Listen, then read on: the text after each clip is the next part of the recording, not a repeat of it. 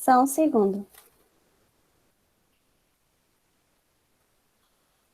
Vocês já conseguem ver?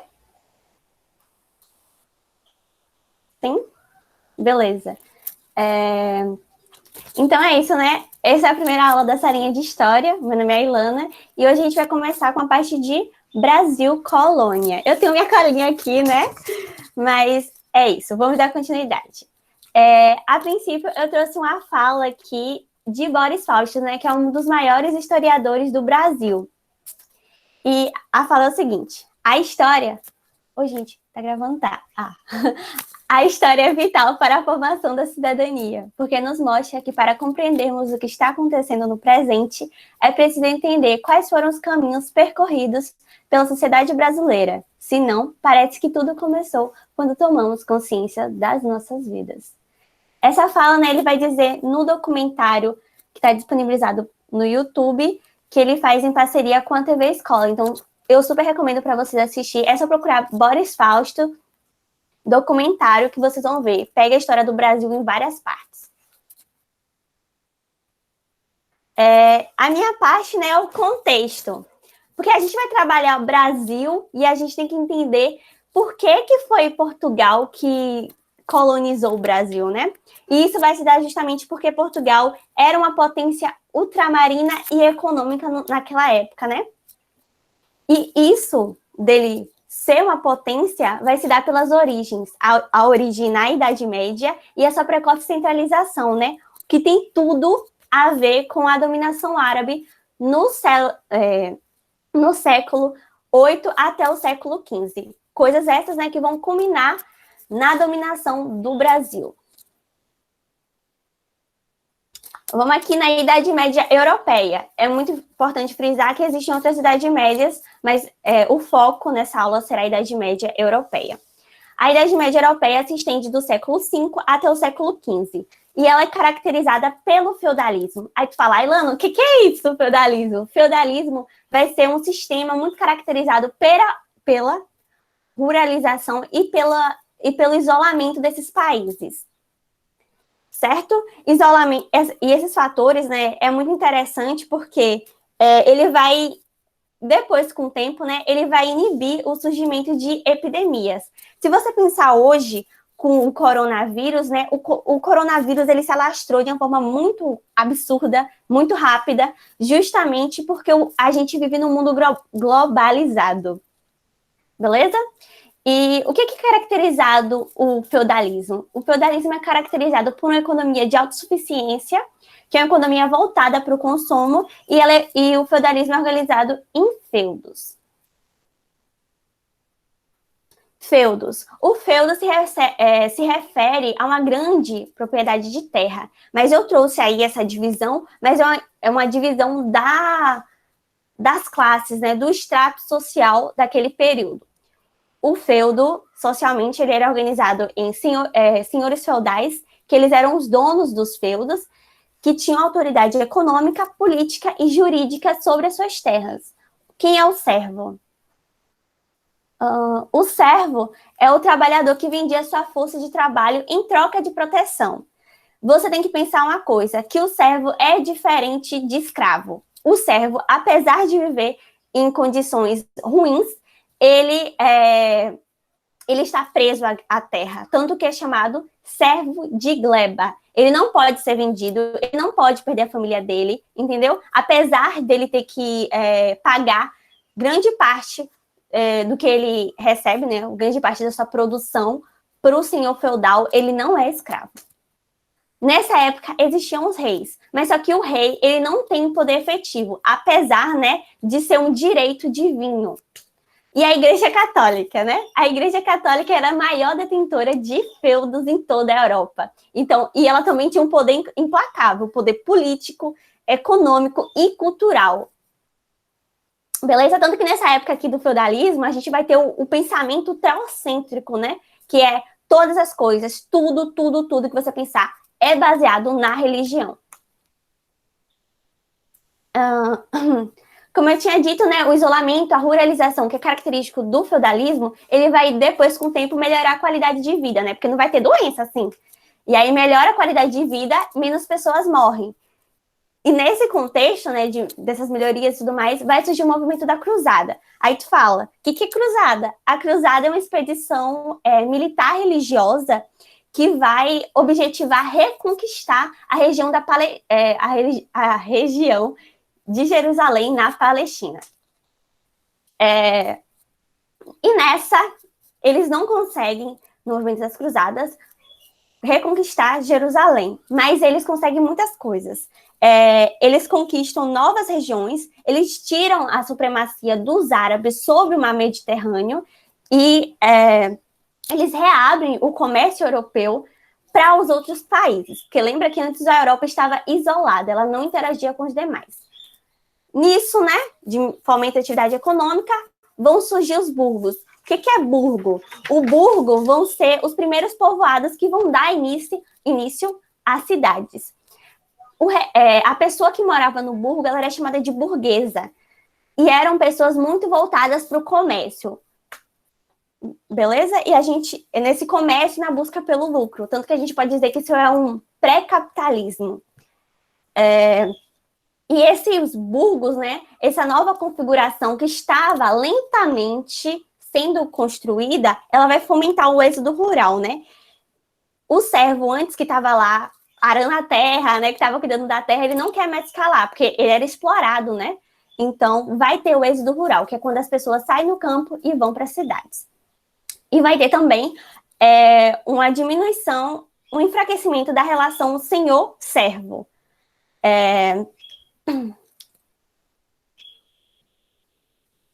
Você já percebe que está tendo uma mudança de pensamento. Aqui a gente já está começando, é um embrião, do pensamento capitalista e dessa forma de buscar conquistar o lucro, né? Nisso, a Igreja Católica, né, ela vai perder um pouco do seu domínio sobre a região. Então, sobre as pessoas, sobre tudo, né? E vai surgir o quê? O antropocentrismo, que é o homem no centro de todas as relações. E isso, né, vai lentamente substituir o feudalismo e vão formar estados nacionais, né? Que são os países com poder absoluto na mão do monarca, que é justamente o poder absolutista. Antes, quem tinha o poder, lembre, quem tinha o poder era o senhor feudal. O rei, ele era meramente folclórico. A gente pode pensar hoje na rainha Elizabeth, da Inglaterra, né? Ela só fica lá com uma aparência, mas ela não tem o poder político. Mas a partir do momento, esses reis vão dizer, não, eu quero ter um poder político, e vai se juntar com a burguesia que está nascendo para formar um Estado Nacional forte. E aí você fala, mas por que o rei, que era, tipo, glorificado, por que ele precisou da burguesia? Ele precisou da burguesia porque a burguesia ia fortalecer o exército do rei, ia conquistar novas terras, e ia diminuir a influência que os nobres tinham, entendeu? E esses reis também, eles iam fazer o mercantilismo, né? A busca por riquezas ficarem como prioridade. Tanto que eu trouxe aqui outro ponto da Idade Moderna, é a questão do mercantilismo. Ressalto que o mercantilismo existe em várias formas. Apesar de ser uma política, né, de Estado, de buscar novas riquezas, e expandir seu território, ele pode ser feito de diferentes formas. Por exemplo, em Portugal e Espanha, era muito usado o mercantilismo. E o mercantilismo é quando você procura metais preciosos, ouro, prata, para conquistar dinheiro. E outra prática mercantilista também é o cobertismo, que foi muito feito pela França e pela Inglaterra, que é você buscar se expandir por meio da manufatura. Beleza. O Reino de Portugal e a expansão ultramarina. A gente tem que pensar muito na invasão árabe do século VIII até o século XV. Por quê? Porque os árabes, vocês podem ver aqui esse negocinho azulzinho, que os árabes, eles saíram da sua região lá na Ásia, né, e tomaram conta dessa parte aqui, principalmente da região ibérica, né, dessa península aqui. E isso vai intensificar muito a questão de feudalização, tanto que só termina a Idade Média depois que os árabes são expulsos dessa região. Mas você pensa assim, beleza, os árabes invadiram a Europa. A Europa vai ficar sem fazer nada, a Europa vai comer reggae? Não vai. Ela vai fazer uma guerra de reconquista, né? Que vai tentar expulsar os árabes, mas isso vai acontecer lentamente, entendeu? Os cristãos vão lentamente conquistando novas terras. Uma das primeiras regiões que eles conquistaram, né, vai ser justamente a região de Leão, Castela, Navarra e Aragão, que a princípio são reinos. E nessa época, como é que eles faziam para evitar que os árabes tomassem conta de tudo, né? Para expulsar os árabes, como é que eles faziam? Eles davam condados para nobres, os reis davam condados para os nobres, para que esses nobres pudessem arcar com o custo da guerra, tanto exército, tanto tudo.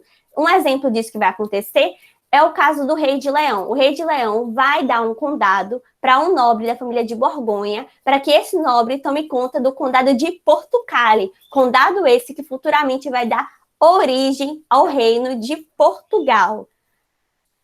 Lembrando que condado é uma questão de suzerania e vassalagem, ou seja, a princípio, Portugal era dependente do reino de Leão, mas depois, quando se torna reino de Portugal, ele já ganha uma autonomia. Beleza? Agora, bora falar dessa dinastia de Borgonha que você falou, que foi o primeiro rei aí. A dinastia de Borgonha, apesar dela ser muito importante para a expansão desses reinos aí, ela vai ser para o reino de Portugal, principalmente, né? A dinastia de Borgonha vai ser muito responsável pela expansão do reino de Portugal. Ela é muito voltada para a agricultura, entendeu? Ela tem uma prática muito feudal. E a gente já percebeu que está nascendo a burguesia. E essa burguesia, ela quer o quê? Ela quer um reino que as represente. Ela quer políticas a favor dela, entendeu? Tanto que a gente pensa que no feudalismo, a prática de você querer lucro, né, era considerado usura, era um pecado. Então, esse reino, essa religião, não representava os burgueses. Então, eles vão procurar novas formas deles fazerem o que eles querem sendo representados. Então, eles vão botar um rei que eles querem. E o que isso vai dar? Isso vai dar que vai chegar um momento que um rei da dinastia de Borgonha vai morrer, beleza? Mas ele não tem filho homem. Então, o que você pensa? Quando uma pessoa rica, famosa, morre, os parentes chegam para pegar a herança, beleza? E a gente vai ter nesse contexto uma parte que é a nobreza e outra parte que é o grupo mercantil. O grupo mercantil vai defender que quem deve assumir o trono de Portugal é um cara chamado Dom João Mestre de Aves, que ele era irmão abastardo do rei que morreu. Só que quando você pensa abastardo, significa que foi fruto de uma traição e que não é nobreza de sangue, não é sangue azul. Então a nobreza não vai querer que esse João Mestre de Aves seja o rei de Portugal. A nobreza vai defender que quem deve ser o rei de Portugal é um cara lá de Castela. Só que esse de Castela também, ele é muito feudal, ele tem uma prática muito do feudalismo. Então vai ter uma guerra. Vai ter uma guerra aí que vai resultar na Revolução de Aves. E essa Revolução de Aves vai se dar, no final, né, a resolução dela, vai ser que Dom João Mestre de Aves vai virar o rei de Portugal. Tá, a gente já percebeu que a dinastia de Aves ela é muito importante para a questão econômica, para o mercantilismo, né, em Portugal.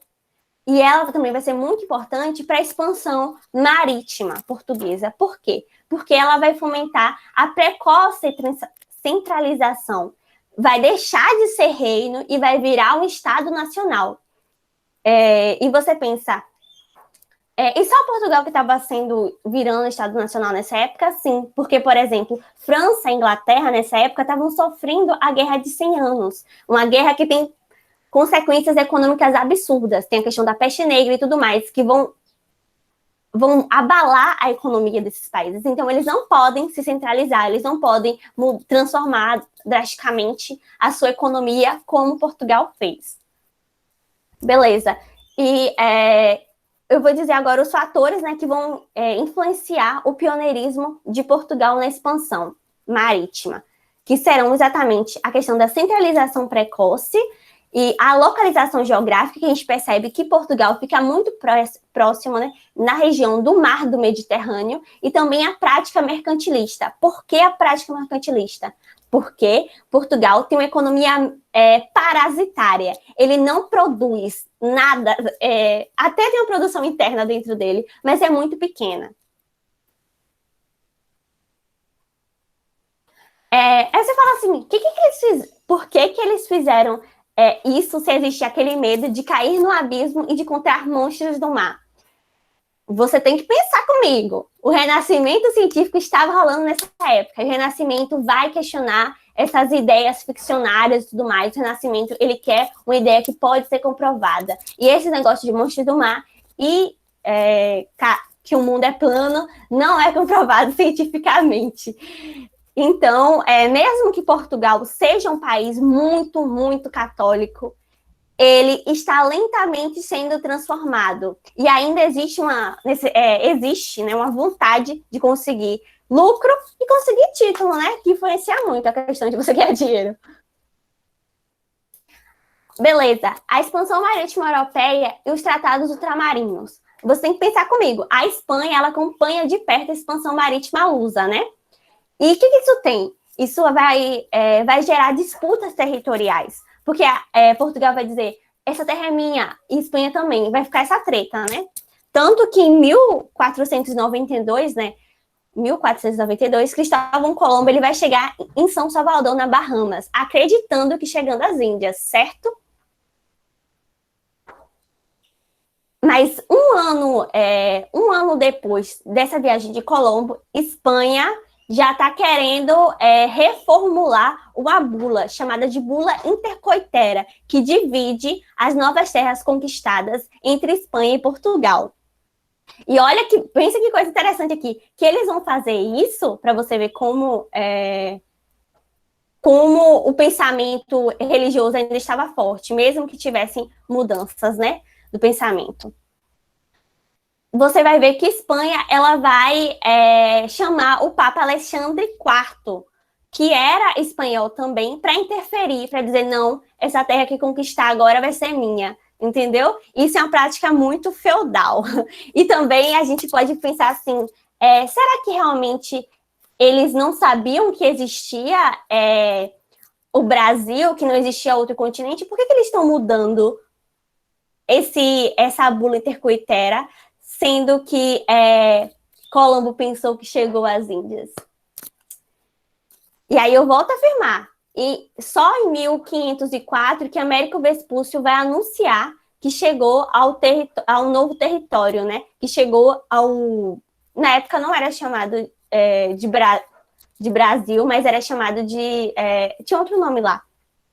Mas ele vai anunciar que chegou à América, né? Que a América vai ser justamente em homenagem a Américo Vespúcio. E ressalva ainda que só... qual é o nome daquele cara? Pedro Álvares Cabral. Pedro Álvares Cabral vai chegar aqui no Brasil em 1500 e só vai dizer que existe um novo continente em 1504, 4 anos depois. Então, isso é muito questionável. Beleza? Voltando nessa questão, né? Portugal, ele vai ficar contrário à decisão da mudança da bula intercoitera. Ele vai querer outro acordo e vai ser o Tratado de Tordesilhas. Tratado esse que vai fazer a divisão das terras, né? Assim, a 360 léguas da linha de Cabo Verde, tudo vai ser de Portugal, entendeu? Tem essa divisão aí do novo território. E graças ao novo acordo, a gente percebe que Portugal, né, vai ficar com controle sobre o corredor atlântico, que era muito bom para o comércio dele, e vai se evidenciar os amplos conhecimentos náuticos. E outra questão, vai se evidenciar também nessa época a grande necessidade da Igreja Católica, que estava sendo questionada pelos movimentos de contra-reforma, vai evidenciar a necessidade dela, né, diante desse questionamento, a necessidade de ter novos fiéis, tanto que o Papa, né, interferiu na questão desses tratados. Portugal e o Império do Oriente. Só um minuto, deixa eu beber um pouquinho de água.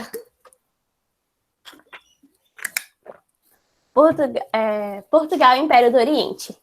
Portugal vai conquistar uma região muito importante para ele, que é a cidade de Ceuta.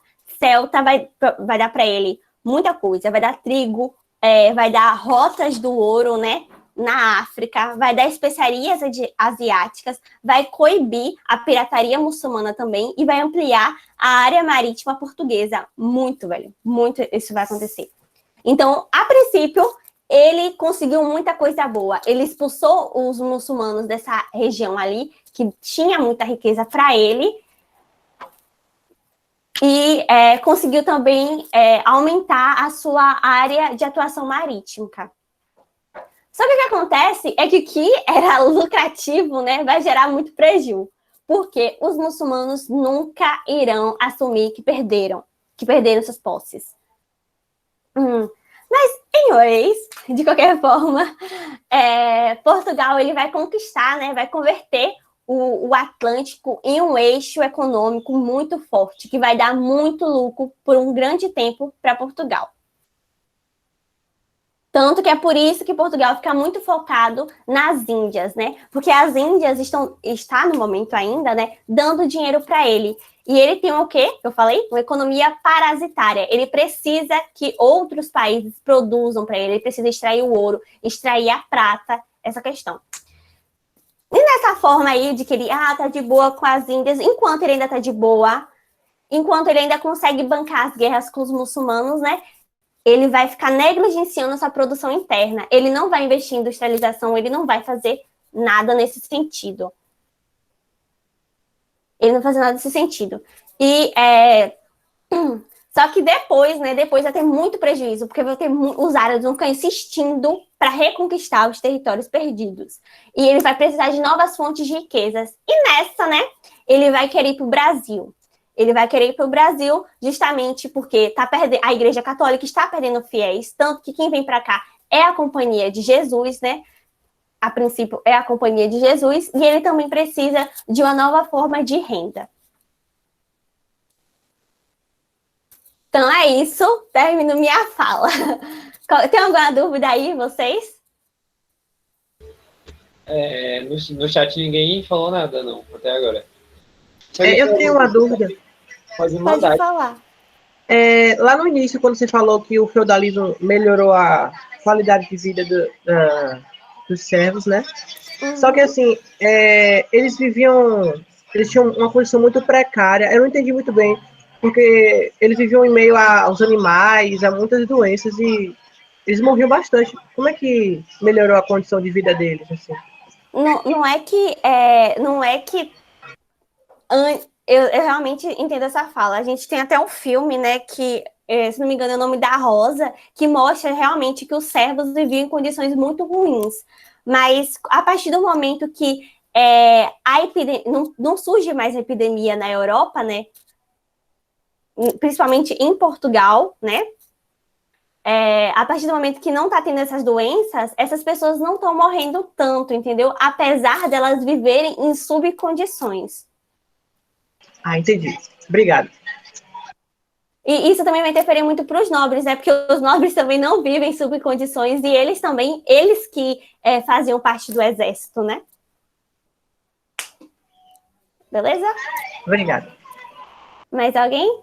Pode perguntar qualquer coisa. Se eu souber, eu respondo.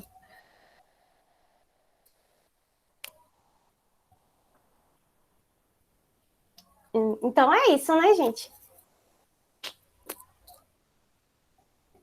Então é isso. Essa é a minha fala.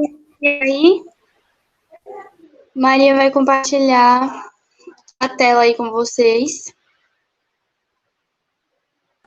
Hoje eu tô abrindo aqui. Tá bom.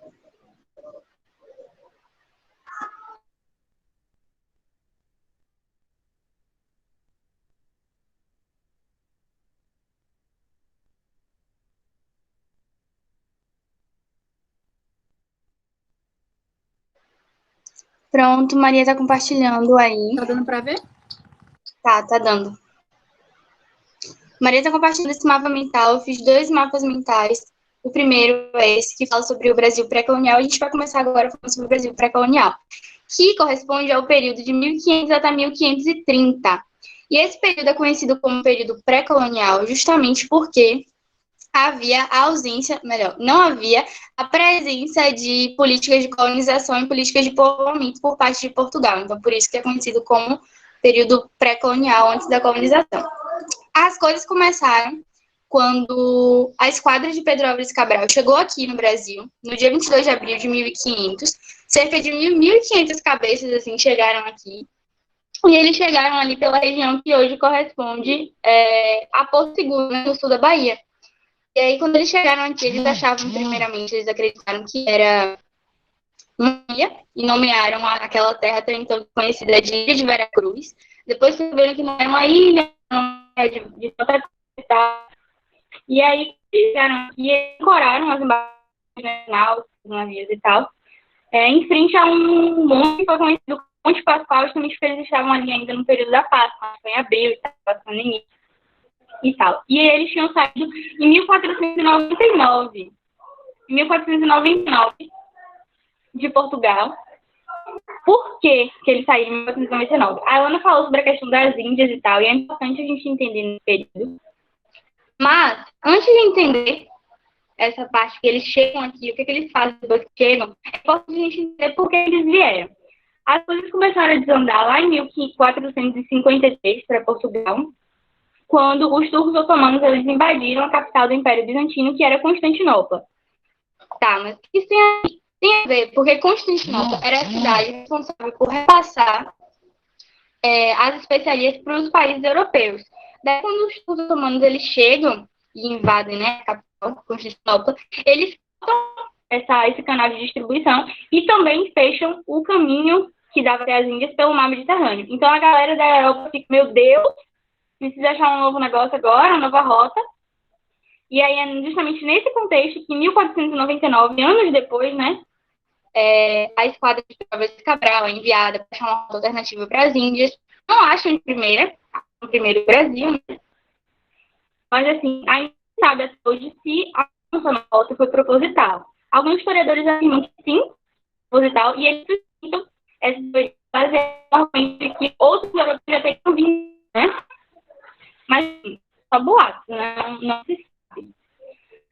Outra coisa sobre a questão do Império Bizantino, né? A queda de Constantinopla, que é no mesmo ano da invasão, de 453, a queda da cidade marca, inclusive, é tão importante, tão significativamente importante, historicamente falando, que marca o fim da Idade Média e o início da Idade Média. Aline, Oi. Teu áudio está um pouco robótico. Aí, Talvez. quando você fala um pouco rápido, aí meio que a gente não consegue entender o que você fala. Entendeu? Mas isso início eu não estou entendendo nada. A gente está entendendo, mas está cortando um pouquinho. Talvez fique melhor você desligar a câmera, porque aí não come tanta internet. Sim. Então tá bom. Você tá compartilhando, né? Aham, sim. Pronto, tá. Sim, continuando. Agora deu uma melhorada? Melhorou. Pronto. Aí, como não há, né? Não há evidências que Pedro Álvares Cabral mudou a rota e tudo mais. E aí, quando essa lei chega aqui, essas 1.500 pessoas, eles chegam aqui no Brasil, existe uma estima de que haviam aqui cerca de 5 milhões de indígenas, né, que habitavam no litoral do Brasil. Então, assim, gente pra cacete. E daí, quando eles chegam, esse contato não acontece de imediato. Inclusive, a Carta de Achamento do Brasil, que é a carta escrita por Pero Vaz de Caminha, ela diz que o encontro só se dá no dia seguinte à chegada, né, dos europeus. E aí tem toda essa questão do choque cultural, dos sofridos. Os europeus trouxeram inúmeras doenças, a exemplo de sífilis, gripe, para os nativos e tal. E aí essa galera ficou aqui, esses europeus, esses 1.500 homens, eles ficaram aqui até o dia 2 de maio, sob a justificativa de que tomariam posse da terra em nome de Dom Manuel I e de Jesus Cristo, entre aspas, tá, gente? Dom Manuel I era o rei de Portugal na época. E ele ficou lá sendo o rei de Portugal até a sua morte. Vocês já tiveram contato com a carta de Peru Vaz de Caminha? Ela tá no nosso drive, que compartilhou no chat aí. Vocês já tiveram, né, contato com ela? Tá no domínio público, inclusive. Então, deixa eu ver aqui. Ah, sim, uma curiosidade interessante.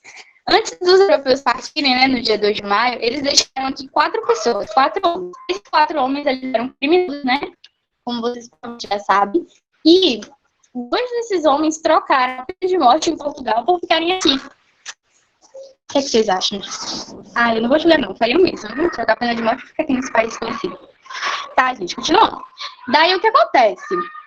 Nesses primeiros 30 anos, né, que é o período que corresponde ao Brasil pré-colonial, houve a exploração do pau-brasil, e essa exploração constitui o primeiro ciclo econômico do país.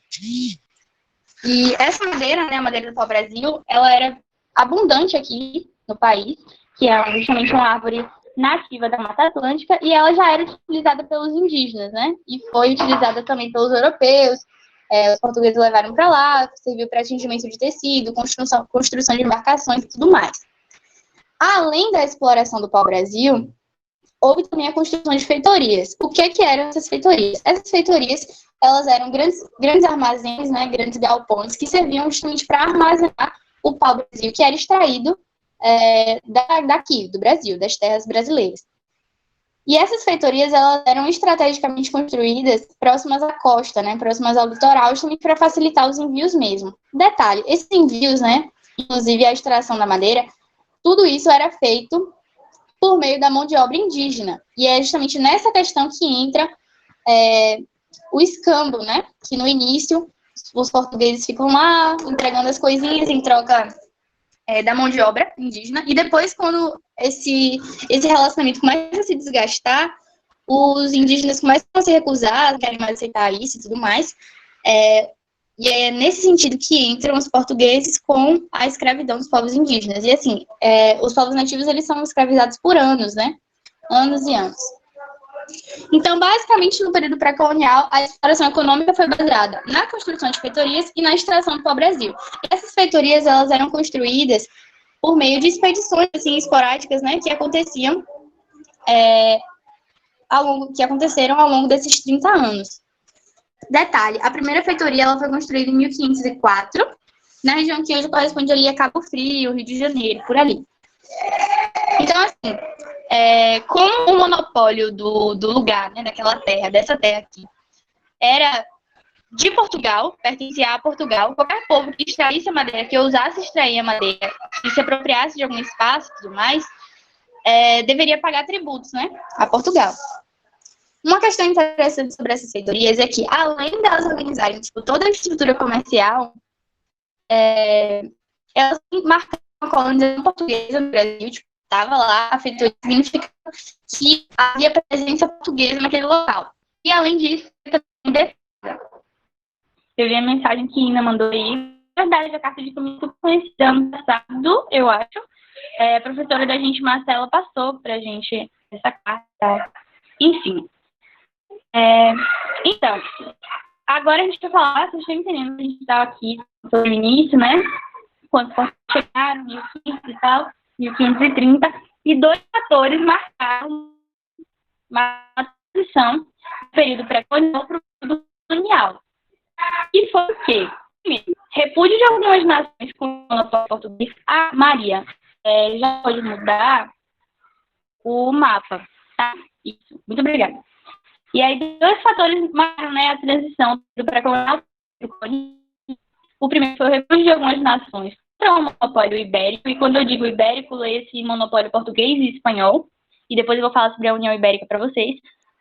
E o repúdio de algumas nações, principalmente das nações francesa e holandesa. França e Holanda estavam pressionando, né, o governo português e solicitaram demarcação das terras. E aí eles estavam ameaçando, inclusive, invadir, né? E aí, futuramente, tem toda aquela questão das invasões holandesas, né? Na região do Pernambuco, região do Nordeste e tal.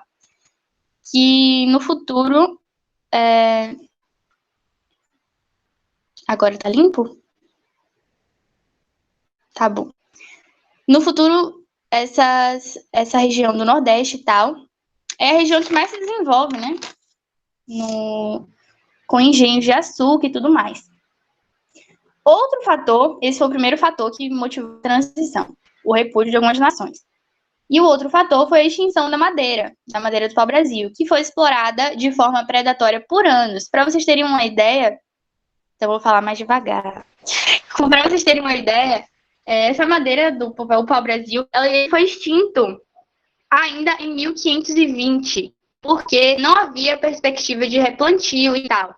Assim, eles só exploravam e pronto. E a gente vê no que dá. Deu no que deu, em 1520 não tinha mais árvore, não tinha mais nada. Eles não conseguiram mais explorar isso. Então, eles ficaram sem enriquecer com aquela colônia, que no caso é o Brasil. Por isso, em 1530, Martim Afonso de Souza, certeza que vocês já ouviram esse nome, ele foi enviado para o Brasil justamente para regular, né, efetivar a exploração mineral e vegetal aqui na colônia. E aí ele já chegou chegando, entendeu? Em 1532 ele já foi o primeiro centro de exploração colonial, na região que hoje é São Paulo, mais ou menos. E aí, como a função dele era botar ordem no negócio, ele fez isso. E aí, quando ele chegou aqui, ele trouxe também as primeiras mudas de cana-de-açúcar. Porque, detalhe, os portugueses eles tiveram contato com a agricultura, né, da cana-de-açúcar, tipo plantio e tal, eles sabiam como mexer, sabiam como fazer tudo que envolvia plantio, colheita e tal da cana, porque eles tiveram contato com isso nas cruzadas ainda na Idade Média. Lembram que a Idade Média teve seu fim em 1453, como a Ilana disse, no século XV, após a queda de Constantinopla. Daí, gente, Martim Afonso de Souza, bem bonito, foi lá em 1534 e fundou, né, as capitanias hereditárias. Ao todo, foram 15 capitanias, e essas capitanias eram grandes extensões de terra que eram doadas para nobres, burocratas, enfim, gente que tinha poder na época, né? E essas capitanias, mais especificamente os donatários, né, os capitães donatários, eles tinham que povoar, controlar, organizar a situação. Então, basicamente, Portugal pensou, já que a gente não está conseguindo dar conta disso aqui inteiro, por que não dividir, né? Parecia uma ótima ideia, mas deu errado. Enfim. E aí, o que acontece? Os primeiros engenhos, eles foram construídos ainda, né, quando Martim Afonso de Souza chegou aqui, foram construídos os primeiros no litoral que hoje é São Paulo, no litoral do Nordeste, a região de Pernambuco, que depois vai ser invadida pelos holandeses e tal. E em pouco tempo, a produção do açúcar começou a se desenvolver, foi bastante rentável, e eu tenho certeza que eles se perguntaram por que não implementaram isso aqui antes. Mas tudo bem. Como eu disse para vocês, tá ruim o áudio, gente? Rafael tá falando aí. Misericórdia.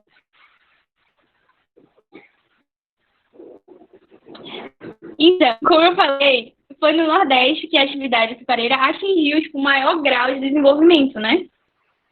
Se desenvolveu bastante no Nordeste, no Pernambuco, principalmente na Bahia. Na Bahia e no Pernambuco foram os principais, né? E aí, nesse contexto, quem tomava conta, assim, quem fazia todo o trabalho pesado era mão de obra indígena, mão de obra escravizada indígena, e depois essa mão de obra passou a ser mão de obra africana, né? Dos povos africanos que vieram de suas terras e vieram para cá trabalhar de forma forçada. E aí, nesse sentido, o tráfico negreiro, nessa conjuntura da época, o tráfico negreiro e os engenhos de açúcar se tornaram grandes empreendimentos na época.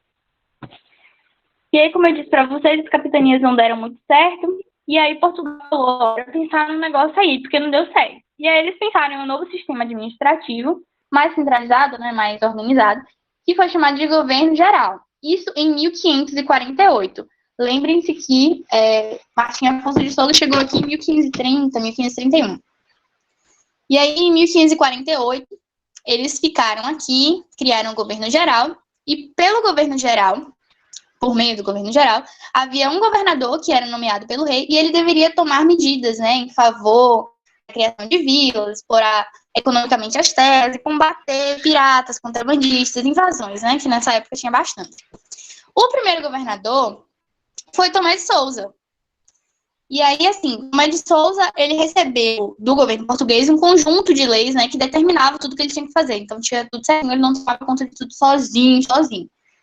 E, além disso, ainda tinha o apoio de vários funcionários. Assim, era uma galera que tomava conta da colônia, entenderam?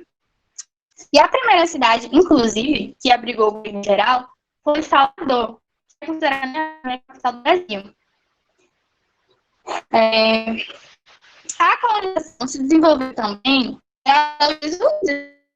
Jesus, que assim, eles justificavam os grandes centros porque eles justificavam que estavam catequizando os povos nativos. Então, isso fortaleceu o processo de colonização portuguesa aqui no Brasil. No Tomé de Souza, outros dois governadores assumiram, não vou me lembrar o nome agora, me desculpe. Os dois governadores assumiram depois do Tomé de Souza, antes do governo português decidir dividir o Brasil em governo do Norte, que tinha sua sede em Salvador, e governo do Sul, que tinha sua sede no Rio de Janeiro. Isso foi em 1572. E aí, esse governo do Norte e esse governo do Sul, vocês estão me entendendo, né? O governo do Norte e o governo do Sul surgiu em 1572. A unificação só aconteceu 6 anos depois, em 1578. E aí, depois da unificação, 2 anos depois da unificação, em 1580, Portugal e todas as suas colônias, principalmente o Brasil, e aí todas as colônias, tipo as colônias lá no continente africano também, tipo as ilhas de São Tomé e Príncipe, Guiné-Bissau, Angola e tal, também ficaram sob domínio espanhol. Isso em 1580. E ficaram assim em 1640. E esse período corresponde à União Ibérica, que eu falei para vocês, para eu explicar mais. A União Ibérica, a união das duas coroas, no caso a coroa espanhola e a coroa portuguesa. Tá? Que esse povo decidiu se juntar. Havia um acordo diplomático entre Portugal e Espanha, e esse acordo diplomático estabelecia que, caso algum país, ou Portugal ou Espanha, entrasse em uma crise política, tipo uma crise do trono, uma sucessória, por exemplo, o monarca do outro país poderia assumir o país. Entendeu? Tipo, entenderam, né? E o que rolou? Houve a crise sucessória do trono de Portugal. Por quê? Um rapaz chamado Dom Sebastião, que era rei de Portugal na época, né, em 1580, ele desapareceu na Batalha de Alcácer Quibir, que foi uma batalha que aconteceu no Marrocos. Esse rapaz sumiu em 1580 e ele não deixou herdeiros. Aí, o negócio ficou bom, ele não deixou herdeiros e estava sumido. E aí, meu Deus, quem que vai assumir o lugar desse homem? Daí, acharam um tio-avô desse rapaz, o tio-avô dele, que se chamava Dom Henrique, assumiu, isso em 1578, a 1000 anos depois morreu. E ele também não tinha herdeiros. Aí, uma coisa, não tinha ninguém mais para assumir, definitivamente o tio-avô não tinha herdeiros. Aí começa a crise de sucessão do português. E aí, após a morte desse tio-avô de Dom Sebastião, no caso do Henrique, 3 pessoas alegaram parentesco. Falaram, eu sou parente desse homem que morreu, me dá esse trono. E aí foram 3 caras, e esses 3 caras, eles ficavam no trono e tal. Acabou um rapaz chamado Filipe II, que ganhou os conflitos, outros 2 homens, e foi comprar Portugal, beleza, fechou aí nesse Filipe II. Eu já finalizando. E aí, Filipe II, ele assumiu os 2 tronos, o trono de Portugal e o trono da Espanha, na época, e ele foi inteligente. Eu considero que ele foi bastante inteligente, inclusive, porque ele teve os portugueses nos cargos relacionados à administração que era de Portugal. Então, assim, ele não meteu a colher no que não lhe cabia. Basicamente foi isso que ele fez. E, principalmente nas colônias, ele continuou lá, ele manteve os portugueses na colônia e tal. Ele não quis colocar espanhóis lá para tomar a frente, justamente para evitar rebeliões em Portugal e, consequentemente, evitar que ele fosse destronado, né? Acredito que a palavra seja essa. Então, a gente pode concluir com isso que Filipe II proporcionou grandes intervenções espanholas no Brasil. Mas houve uma que foi bastante importante, quer dizer, do que foi o quê? Eles meio que colocaram uma ordem, assim, no lugar, questões administrativas mesmo. E a mais importante de todas, que houve a divisão do Brasil em duas partes. O estado do Maranhão, que contemplava os estados do Maranhão, Ceará e Pará, cuja capital era São Luís, e houve também, no outro lado do país, o estado do Brasil, que tinha sede em Salvador. Essa divisão, ela aconteceu em 1621. Então, entendam que Filipe II ele assumiu os dois reinos em 1580, e esse período durou, essa União Ibérica, durou até 1640. Então, assim, quantos anos, gente? 80? Acho que 80 anos. Não, 40, 60. 60 anos. Entenderam, né? Então, é isso. Me digam aí se vocês têm dúvida. Vocês falaram que minha voz ficou cortada em algumas partes, podem ter pulado. E aí, o que vocês acham?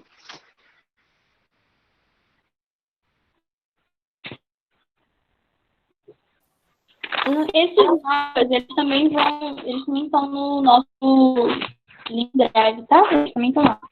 Tudo lá, na verdade.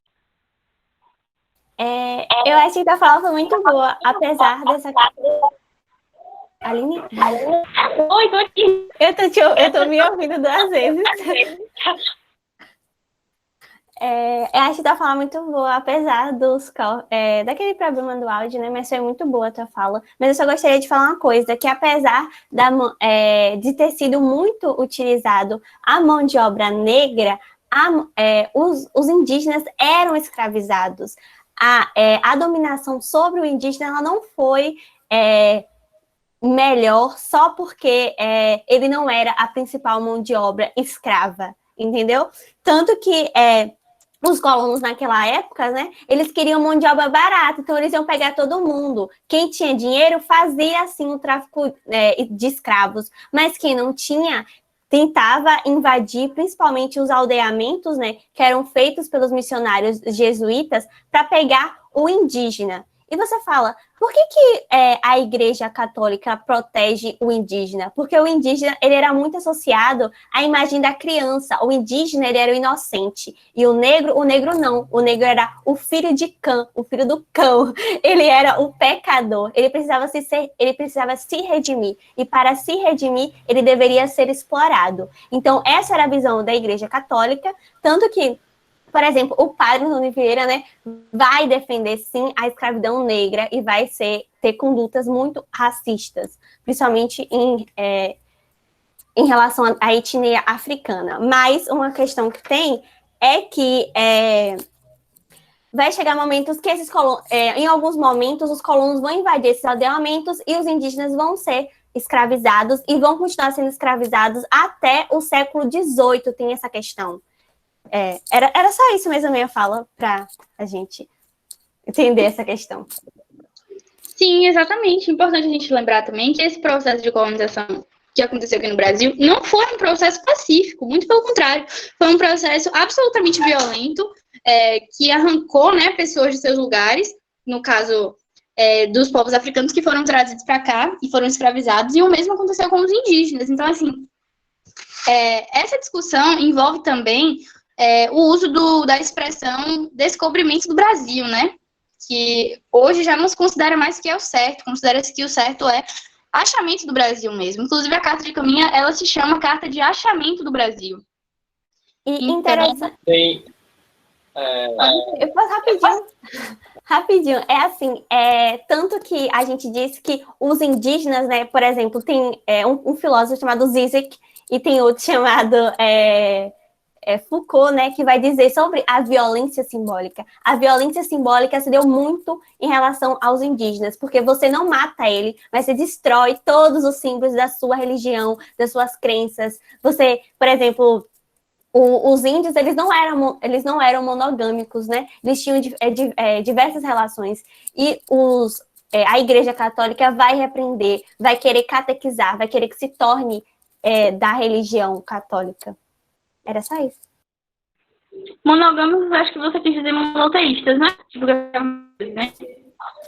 Não, eu acho realmente que eles não eram monogâmicos, viu? Eles praticavam a poligamia. Por exemplo, eu poderia ter relação com 2 pessoas ao mesmo tempo, 3, talvez. Eles eram poligâmicos e poligamicos também. Isso, exato. Emanuel, quer falar? Fala. Não, eu ia falar da questão de que tem muita gente que se engana com essa não sei, não existe a palavra, mas tipo, como se a descoberta, o achamento do Brasil fosse algo pacífico, em que o europeu chega aqui e dá um espelho para o índio, e o índio tá ali achando a melhor coisa do mundo. Então, quando a gente for pensar nesse achamento, é bom a gente refletir e pensar que não foi pacífico. E a única coisa que a gente tem para comprovar, dizendo que foi pacífico, foi a carta de Pravaz de Caminha, que era um homem branco e europeu. Então, a fala dele é completamente comprometedora. Então, a gente tem que ler essa carta e refletir sobre a fala dele como um todo, sabe? Como alguém que queria estar lá para justamente pegar aquela terra daquele povo e escravizar aquele povo. Enfim. Exatamente, ler aquela carta com outros olhos, né? Sabendo que ele era um homem branco e que tinha uma visão completamente eurocêntrica das coisas. Então, a gente não é para ler aquilo como se fosse uma verdade absoluta e como se, de fato, aconteceu tudo aquilo. A gente tem que ler com olhos atentos e tudo mais. Eu ia falar alguma coisa sobre as feitorias, gente, que eu falei para vocês, que eu falei, né, que houve a construção de feitorias também na África, né, na costa da África, que foram as colônias portuguesas. Falei, né? Isso. Era só isso, gente. Obrigada. Beijinho. Aqui, você, Manuel. Bom dia, gente. Todo mundo está escutando? Tá, né? Vou só colocar aqui. Tá todo mundo vendo o PDF? Sim, agora sim. Pronto. Gente, eu vou falar sobre o projeto de exploração colonial. E, dando início, eu vou falar sobre a questão da plantation. E a plantation foi um regime que foi implantado aqui na América pelos portugueses e pelos espanhóis e se constituía em grandes latifúndios, né, grandes tarefas de terra, e que plantavam um único produto, que era, no caso, no início aqui, né, no Brasil, era o açúcar, por isso plantation açucareira. E aí, no caso, a gente tem a constituição da monocultura e a diferença entre esse regime aplicado pelos portugueses e pelos espanhóis é porque os portugueses, eles utilizavam a mão de obra escrava africana. Já os portugueses, eles usavam a mão de obra escrava indígena. E aí a gente vê aqui que esse comércio, ele era um comércio triangular. Como assim? Esses europeus, eles pegavam esse açúcar daqui do Brasil, produziam, e eles levavam para a Europa em troca de tecidos, armas e álcool. E iam para a África para comprar escravos. E trocava por escravos. E, consequentemente, eles conseguiam mão de obra escrava para continuar com a produção do açúcar. Então, era algo, sabe, bem, enfim, bem ligado. E aí, a gente tem aqui esse termo que é afrodiáspora, que é a diáspora africana, que é um fenômeno que aconteceu desde o início da exploração dos portugueses, que é caracterizado pela imigração forçada da população negra africana para países que aceitavam a mão de obra escrava. E aí a gente tem que essas pessoas que chegavam a esses países eram levadas nas piores condições possíveis. Eles chegavam sem identidade, chegavam num barco completamente em condições precárias. Então, a gente vê que a forma como essas pessoas foram arrancadas do seu país, dos seus países, foram arrancadas do seu continente, foi de uma forma brutal. E a gente chega e para e pensa, nossa, quem é que fez isso? Foram justamente os europeus. E aí tem toda essa constituição do tráfico negreiro, dos tráficos, e é isso. E a mão de obra africana.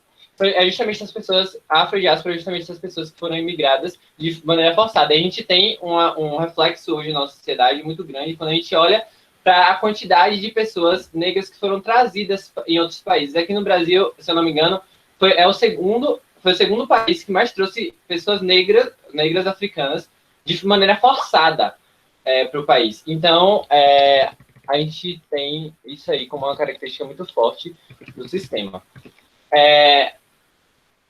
Eu vou falar um pouco também da questão da resistência negra ao sistema escravocrata. Porque há quem se engane que os negros aceitavam, que as pessoas negras aceitaram, isso não é boa, porque não aceitaram. E a gente tem, esse primeiro ponto aí, né, que é justamente os quilombos, que marcou a história, né, não só de resistência, mas como também do Brasil. E aí a gente vê que esse conceito aí, né, dos quilombos, que eram agrupamentos formados por negros africanos e afrodescendentes, fugidos da escravidão em busca de liberdade. E aí a gente tem também que essas pessoas, né, saíam dos engenhos, fugiam dos engenhos das casas grandes e iam para lugares de difícil acesso e sobreviviam também do que era plantado nas matas ou também de assalto à população livre. A gente tem que o quilombo dos Palmares foi o maior quilombo da história e chegou a contar com 20 mil pessoas, que existiu durante 80 anos. O quilombo dos Palmares é um quilombo que a gente tem que olhar com outros olhos, porque ele não só resistiu, mas existiu durante um bom tempo. E um tempo de extrema repressão, porque os portugueses não aceitavam isso de boa. Eles eram duramente perseguidos e as pessoas que eram pegas, né, em quilombos, os quilombos que eram descobertos, né, as pessoas que eram pegas nessas rebeliões, nessas revoltas, elas eram duramente torturadas e etc. Aí a gente vê aqui também que teve as fugas coletivas ou individuais, que é justamente que formou a constituição dos quilombos, e também essas pessoas tinham pessoas que fugiam para cidades grandes, por exemplo, Salvador, para fingir que eram pessoas livres, mas se achassem a pessoa, né, e vissem que ela estava sem documento algum, ela iria ser pega e iria ser castigada. E aí a gente vê aqui que também teve a recusa em trabalhar e a execução de maneira inadequada, né, que várias pessoas se organizavam para não trabalhar no determinado dia ou se organizavam para deixar a produção completamente inútil, tipo, azedar o açúcar, não sei, perder toda a produção. E aí a gente tem também que as revoltas, nesse ponto, fala que as revoltas aconteciam antes mesmo dessas pessoas desembarcarem, né, no Brasil. E aí a gente tem que os próprios traficantes, eles reduziam as porções de comida que já eram escassas, já eram precárias, para reduzir as possibilidades das revoltas. E também haviam intérpretes nos idiomas africanos para os alertar. Ou seja, se houvesse qualquer rumor de revolta, eles iriam reprimir. A gente chega aqui nesse ponto, que são as disputas luso-europeias pelo Brasil. E aí a gente tem a primeira invasão que se deu em 1555, né, que foi uma invasão francesa, que foi chamada Colônia França Ártica. Aí, explicando todo esse contexto, por que aconteceu essa invasão? No governo Duarte da Costa, houve um conflito de interesses entre o Estado e a Igreja Católica. O que é que aconteceu aí? O Estado queria escravizar os indígenas, e a Igreja Católica queria catequizar. Não se enganem, porque a Igreja Católica não era boazinha da história, gente. Enfim. Eles queriam catequizar esses indígenas, então não queria que fossem escravizados. E aí, com isso, o rei, ele chamou o bispo Dom Pedro de Sardinha para conversar sobre isso, né? Porque ele era o líder da igreja aqui no Brasil e meio que não queria que os indígenas fossem escravizados. Só que o rei de Portugal, ele achava que deveria, então ele queria conversar. Só que aí esse bispo, ele sofre um naufrágio e cai justamente no território dos índios caetés. Lá acontece, com esse bispo, um ritual antropofágico. Para quem não sabe o que é o ritual antropofágico, é um ritual onde que era muito comum entre os indígenas depois das guerras, depois das batalhas, onde esses indígenas eles pegavam as pessoas mais fortes, né, os guerreiros mais fortes do seu oponente, no caso a tribo que ganhava, né, pegava as pessoas mais fortes da tribo que foi derrotada e assavam a carne dessas pessoas e comiam num ritual. E isso era para pegar tanto a inteligência, tanto a força e todas as qualidades que aquela pessoa tinha. Então, quando você comia, né, os índios acreditavam que quando você comia aquela carne, você obtinha as qualidades daquela pessoa. Só não sei qual qualidade esse bispo tinha, mas a gente releva. E aí sacrifica o bispo. E aí depois disso, né, os índios eles ganham força, né? Eles se revoltam. E aí os índios que ficam localizados no litoral do Rio de Janeiro, eles fizeram a maior revolta, que foi a Confederação dos Tamoios, que eles fazem justamente essa revolta porque eles não queriam ser escravizados. E aí eles fazem isso contra o Estado. Só que aí o que acontece? E onde é que encaixa os franceses nessa zorra toda? Os franceses eles vieram para cá e encontraram o Brasil dividido, a colônia dividida. Então aí eles chegam aqui, o Estado quer uma coisa, a igreja quer outra, e os indígenas estão fazendo toda essa revolta com a Confederação dos Tamoios. E em 1555, os franceses huguenotes, que eram franceses calvinistas, liderados por Villanion, eles invadem a colônia e se instalam na Baía de Guanabara, onde estava acontecendo essa confederação. Eles se unem com os indígenas e fortalecem a colônia, né? Eles fixam a colônia ali na Baía de Guanabara, ali no litoral do Rio de Janeiro, e começam essa colônia, que foi a colônia da França África. Eles vieram para cá justamente fugidos de perseguição religiosa na África por serem calvinistas e também buscavam expandir o projeto mercantil francês. Depois de 12 anos, o outro governador-geral, né, que Duarte da Costa, ele tinha saído, e aí entra Mendes Sá. Mendes Sá, ele restabelece acordos com os líderes da igreja e o Estado, né, as pessoas que queriam escravizar os indígenas. E estabelece uma aliança com os indígenas, né? E o que acontece? Os indígenas que estavam na Confederação dos Tamoios, eles simplesmente rompem o acordo que eles tinham com os franceses e se enfraquece o movimento, né? A colônia que a gente tinha o apoio dos indígenas agora não tem mais. E aí a colônia acaba, né? Porque o governador-geral Mendes Sá, ele chega e nomeia o seu sobrinho, Estácio de Sá, justamente para fazer uma fortaleza militar para eliminar os franceses da Baía de Guanabara, e obteve êxito. Tirou todos os franceses ali do litoral do Rio de Janeiro. Cabe ressaltar que essa fortaleza, né, que ele construiu, constitui hoje a cidade do Rio de Janeiro. Bom. Aí a gente tem também, menos importante isso aqui, mas eu vou falar sobre essa invasão, que aconteceu da França Equinocial, aconteceu, e o nome das duas colônias é a França Equinocial e São Luís. Eles se estabeleceram no Maranhão e deram o nome das colônias de França Equinocial. França Equinocial denota de corsários. Os franceses que chegaram aqui, eles eram franceses corsários. O que é corsário? Corsário era aquele pirata que era servidor público. Como assim, mano? Um pirata que é servidor público?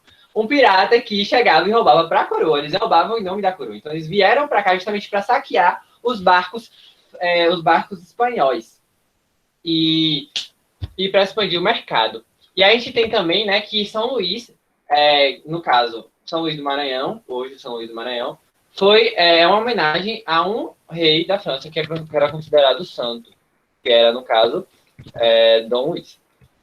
E aí, depois de 3 anos de invasão, eles foram expulsos, e aí eles se estabeleceram ali na Guiana Francesa, e parte do Amapá. Só que depois essa parte do Amapá, ela volta para o Brasil e só fica só a Guiana Francesa, que pertence a ele mesmo. Oi. Não.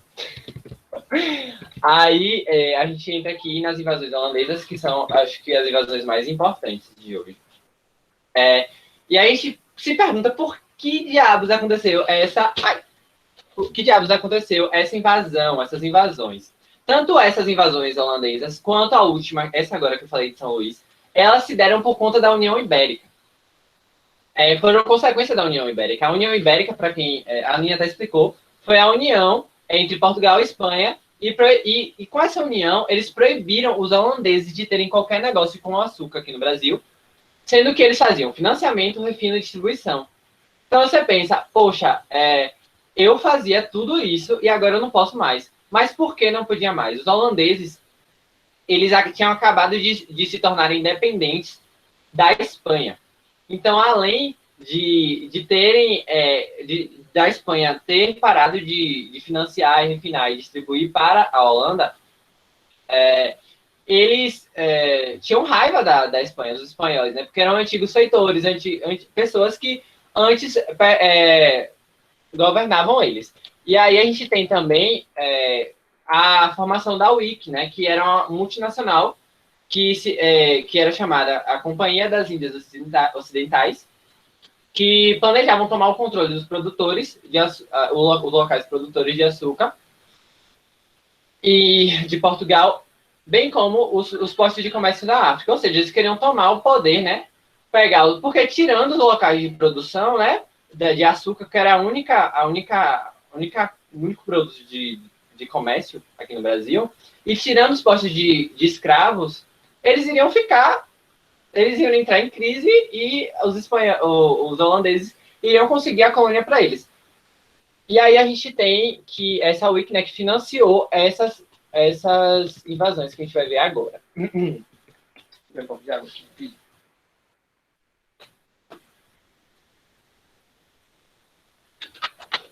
A primeira invasão foi em Salvador, em 1624, e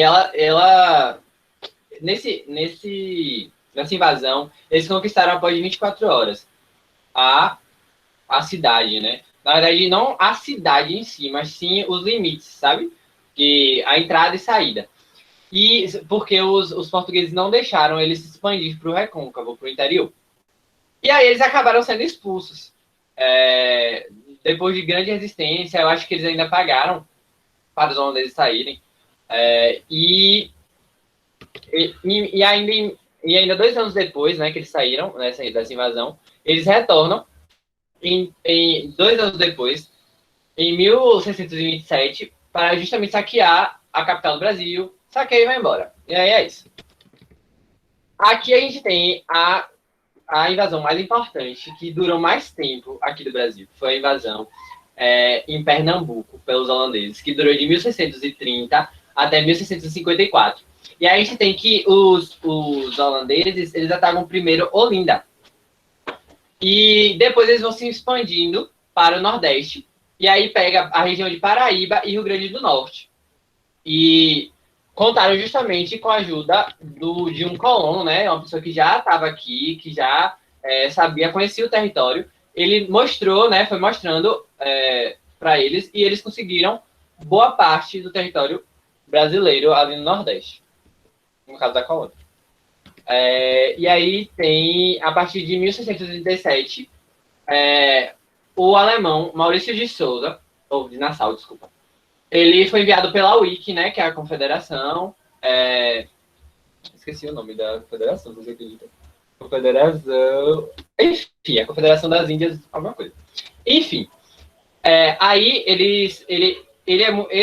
essa administração foi muito importante para a colônia holandesa se fixar aqui no Brasil, porque ele realizou inúmeras ações para o desenvolvimento da colônia e procurou justamente recuperar a economia. Maurício de Nassau, ele, além de vender os engenhos, ele também, os engenhos que tinham sido abandonados durante a guerra, ele estabeleceu algumas normas de melhoria de vida, como a proibição de jogar lixo nas ruas. E aí ele tem também, ele incentivou a vinda de cientistas e artistas para o Brasil. Os cientistas, eles exploram a fauna e a flora do Brasil, da colônia, e estudam as doenças tropicais. E os artistas retratam o modo de vida local. Inclusive, teve até um movimento na Europa que era tipo assim, você dizia... como assim? Por exemplo, você falava que aqui tem uma fruta que tem uma coroa na cabeça e tem espinhos, enfim. Aí a pessoa desenhava aquilo e era realmente um abacaxi, sabe? E teve esse movimento lá na Europa. A partir da década de 1940, a Wiki ela entrou em falência e Maurício de Nassau ele entrou em conflito. Como assim? Que conflito foi esse? Maurício de Nassau ele estava investindo na colônia. Ele estava trazendo para cá muito investimento. Então, a Wiki falou, pera, o propósito da colônia é justamente você justamente dar riqueza aos colonizadores. E Maurício de Nassau estava invertendo essa lógica. Ele estava justamente pegando o dinheiro da Wiki e investindo na colônia. E não era isso que ele tinha que fazer. E aí Maurício de Nassau fala, ó, se vocês não mandarem o dinheiro para eu continuar aqui investindo, eu vou sair daqui e vou voltar para a Europa. E é isso que ele faz, ele volta para a Europa em 1643. E aí o que acontece? Tudo acaba declinando aí. E a gente tem o porquê e como acabou. A Wiki entra em falência, tem a demissão de Maurício de Nassau. Com a demissão de Maurício de Nassau, ninguém quis investir na segurança da colônia. Isso prejudicou bastante. Por quê? São Paulo, meu Deus, Portugal ficou independente da Espanha, né? Tinha tido a União Ibérica, a Portugal se separa da Espanha, e com isso, gente, acho que o tempo já acabou, né? Mas enfim, com isso, eles dão início para recuperar a colônia, né? Da mão dos holandeses. E aí eles têm o período de insurreição pernambucana.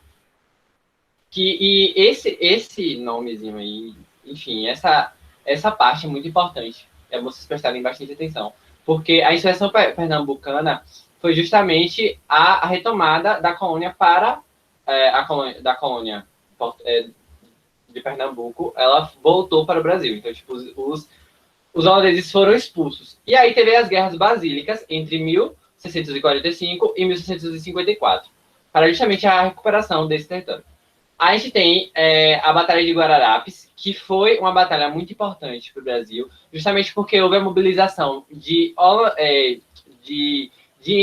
dos donos de engenhos, negros e indígenas, contra os holandeses, para retirar os holandeses aqui do país. Então, meio que cria um sentimento de é a nossa colônia. Eu estou defendendo a minha colônia. E aí, enfim, aí tem todo esse sentimento, né, de pertencimento e orgulho de estar na colônia, que as pessoas criam na cabeça. E aí tem também o enfraquecimento desses holandeses, porque na Batalha de Guararapes, né, eles perderam muito, sabe? Eles tiveram 2 derrotas, e acabaram se fragilizando muito. E eles já tinham recursos escassos justamente por conta da guerra contra a Inglaterra. E aí ficou difícil de manter a colônia. E aí, em 1654, a esquadra portuguesa cercou o Recife e acabou retomando a região. E também aconteceu na África, né? Eles pegaram de volta o que os holandeses tinham conquistado. Enfim, aí só decadência, né, gente? Quais as consequências, quais os pontos bons e ruins dessa guerra toda? A gente tem o Tratado de Haia, né, que foi em 1661, que os portugueses teve que pagar para a Holanda, eles tiveram indenização, pagar indenização à Holanda, justamente por conta dessas guerras. Eu não entendo muito bem, porque a lógica seria a Holanda pagar para Portugal, mas acontece o contrário. Eles entram ali em consenso, e aí Portugal tem que pagar para a Holanda uma indenização por conta das guerras. E aí tem, por conta da Batalha dos Guararapes, né, que eu falei, que reuniram indígenas, donos de engenho, né, no caso, as pessoas brancas e pessoas negras. E aí a gente tem que, no Brasil, vai surgir um negócio muito interessante, que é o mito das três raças. Que a insurreição pernambucana deu um sentimento assim para as pessoas, nossa, tipo assim, o Brasil é constituído pelos três, formado pelos três, os três estão vivendo de forma pacífica. Então, esse sentimento, esse mito das três raças só trouxe para o Brasil, o sentimento de que a gente, por exemplo, os índios trouxeram a culinária, os índios trouxeram o folclore, os negros trouxeram a culinária e os brancos trouxeram a civilização. Inclusive, até pouco tempo, tinham livros que davam nas escolas que falavam sobre a questão de que, assim, negro com branco era mestiço. Não, mulato. Indígena com branco era mestiço. Não sei se eu tô... Enfim. E índio com negro era mameluco. Então, tipo, um negócio totalmente fascista que tinha nas nossas escolas, no nosso ensino, e vem justamente desse mito de que o Brasil ele foi constituído de forma pacífica por esses três, e não foi, desde o início, essas três etnias entraram em conflito. E aí a gente tem também que durante esse período de guerras, o Quilombo dos Palmares cresceu. Isso é um ponto muito positivo, porque assim, as pessoas elas olham assim e falam, nossa, dois brancos brigando. A gente vai fazer o que? A gente vai fugir. E fugiram. E foi onde teve o maior crescimento dos Quilombos dos Palmares.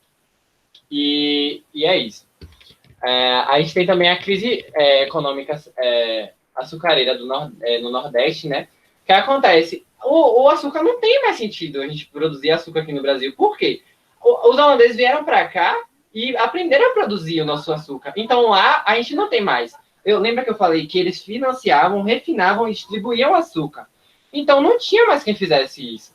Então os portugueses falaram, poxa, a gente precisa de novos produtos. E aí entra em crise. O açúcar não faz mais sentido no Brasil. E mais para frente a gente vai ver que outros produtos vão ser produzidos aqui. E eu só queria terminar minha fala.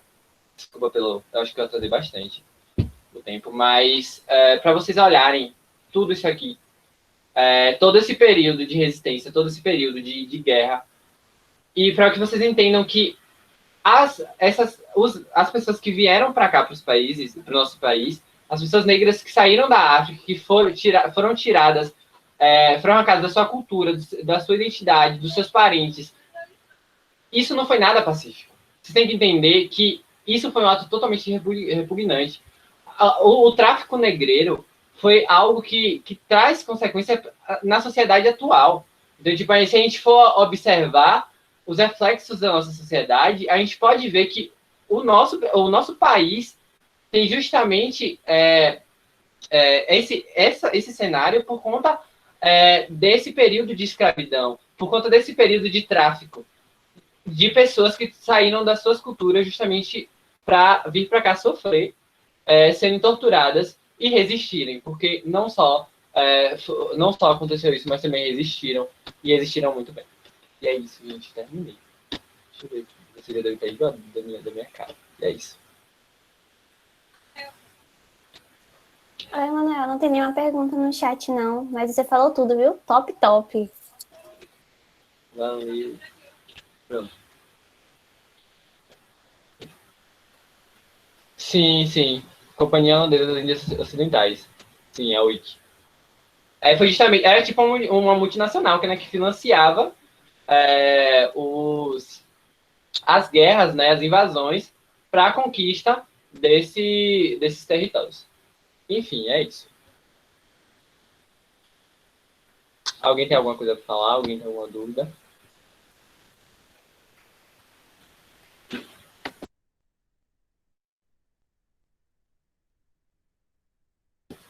Passa aí para Maria Alice. Ou Maria Alice. Rapidinho, velho. Deixa eu dizer só um negócio, velho, na moral. É o seguinte, uma coisa interessante, né? Eu vou ler aqui uma fala de um livro que é o trabalho na coluna de Ciro Flaminon Santana. Ele fala assim, ó, o mundo dos escravizados não era homogêneo, distinguia-se, em primeiro lugar, entre o cativo recém-chegado da África, o boçal e o ladino, africano já aculturado e entendendo o português. Os africanos eram, como um todo, opostos aos crioulos, nascidos no Brasil. Havia ainda distinções reconhecidas entre nações africanas de origem diferentemente valorizadas. E dada a mestiçagem, a pele mais ou menos clara também era fator de diferenciação. Os mulatos e os negros crioulos eram preferidos para as tarefas domésticas, artesanais e de supervisão, cabendo aos negros, sobretudo os africanos, a dura labuta dos campos e os outros tarefas pesadas. Então a gente percebe que a questão do racismo e do colorismo, né, foi construída por esses europeus, né, no modelo de colonização que ele aplicou no Brasil. Sim, e inclusive tem gente que acha que o trabalho que era feito na casa, né, nas casas grandes, no caso, que era as pessoas que cuidavam dos filhos das senhoras e etc. Esses serviços eram pacíficos, sabe? Como se fosse algo muito bonito. Tem lá a foto, né? As duas... tem uma foto, uma pintura que retrata isso, né? As escravas cuidando dos filhos das mulheres brancas, né? Das senhoras. Como se isso fosse algo muito pacífico, como se fosse algo que elas quisessem fazer. Então, a gente precisa antenar bem nossos ouvidos e nossos olhos para o que a gente vê e o que a gente ouve sobre esse período. Porque foi um período de extrema tortura e teve sangue, né? Eu vi aí que a Aline falou que foi um período que teve muito sangue derramado. Então, a gente não pode encarar isso como pacífico. Eu vi outro comentário sobre a questão dos rituais antropofágicos. Gente, tenham muito cuidado. Ritual antropofágico não é canibalismo. Sério, se vocês forem citar ritual antropofágico na redação do Enem, vocês colocarem que era canibalismo, não era canibalismo. E a professora Daniela fala muito sobre isso.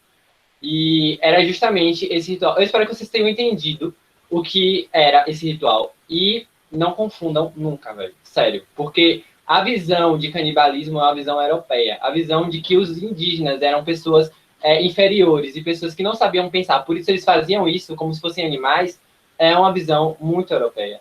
E é isso mesmo que eu falo. Só rapidinho nessa tua fala, muito interessante que você falou, porque, por exemplo, as comunidades, né, as populações da América Latina eram populações muito desenvolvidas, tecnologicamente muito maior do que a Europa. Você sabe a Cordilheira dos Andes? Anos dos europeus chegarem na América Latina, existia uma estrada em cima da Cordilheira dos Andes, criadas por essas pessoas. E essa tecnologia, inclusive, foi perdida. Ninguém hoje sabe fazer isso, que eles fizeram há anos atrás. É isso, mas alguém tem alguma consideração? Vou passar para a Maria Alice. Gente, já posso começar? Pode sim. Tô vendo vocês falando aí, eu achei pronto, não vai dar tempo. Eu não sei o que aconteceu, eu não tô conseguindo compartilhar o meu slide. Tá dando para ouvir, gente? Tá tudo bem com o meu áudio? Teu áudio tá de boa. Tá tudo ótimo. Eu posso... Tá tudo ótimo? Perfeito. Eu agradeço se alguém puder compartilhar meu slide aí, porque aqui deu problema, deu pau. Não sei o que aconteceu. Eu vou pegar rapidinho. Quando aparece a opção de apresentar, não aparece a opção do slide, sendo que meu slide está aberto no computador. Mas tudo bem. Enquanto não abre, eu vou dar início à minha apresentação. Como eu sou palestrinha e eu tenho só 30 minutos, que a gente combinou que o teto da reunião seria até meio-dia, eu vou tentar ser breve. Vou tentar ser simples, mas não simplista. Eu vi muito falarem de descoberta, de achamento, do descobrimento do Brasil, mas a gente tem que se atentar também de como é arriscado falar disso, porque também é uma ideia eurocêntrica de como, se o Brasil já não tivesse ali as suas populações indígenas e todas as suas diversidades, e como se aquilo só passou a existir a partir do descobrimento dessa colônia. Eu vou falar sobre as atividades complementares e expansão territorial, e eu vou fazer uma comparação entre economia mineradora e economia açucareira. Para isso, a gente precisa entender, antes de tudo, uma ideia que a gente muitas vezes traz do fundamental, e é uma ideia errônea, que é sobre os ciclos econômicos do Brasil. A gente tem a ideia de que existe o quê? Ciclo do pau-brasil, ciclo da cana-de-açúcar, ciclo do ouro, entre outros, ciclo do café também. Só que a gente precisa entender que, na verdade, não seria bem um ciclo, porque quando a gente ouve isso, dá a entender que quando começa um, o outro encerra. Por exemplo, temos o ciclo do pau-brasil, certo? Começou o ciclo da cana-de-açúcar. Acabou o ciclo do pau-brasil? Claro que não. A diferença é que perdeu o foco do pau-brasil e começou a ter foco na cana-de-açúcar. Vocês conseguem entender isso? Pra lá, melhorou? Melhorou. Certo. Vocês conseguiram entender isso? Ô, Maria, rapidinho, dá para ver aí? Dá sim. Vocês estão conseguindo ver, gente? Dá um ok aí no chat. Estamos. Pronto. Eu trouxe aqui essa ideia dessa linha do tempo, que na verdade foi o que eu achei mais próximo, e eu coloquei um círculo aqui. Eu acho que vocês estão conseguindo enxergar, um círculo fininho, mas eu acho que dá para enxergar, que é essa transição do foco da cana-de-açúcar para o ouro.